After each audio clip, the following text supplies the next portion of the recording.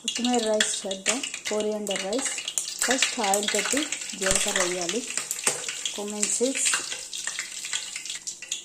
జీలకర్ర వేగాక కుమిన్ వేగాక హోల్ గరం మసాలా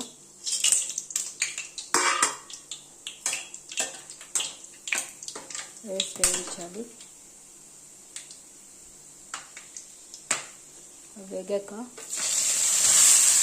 ఆనియన్స్, కొత్తిమీర, గార్లిక్ 3 చాప్ చేసింది వేయాలి. వేసి ఎర్రగా వేయించాలి.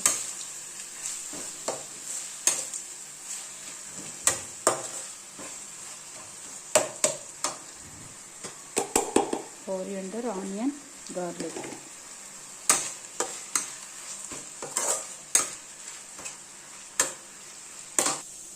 ఇందులో కోరియాండర్, గరం మసాలా, టర్మరిక్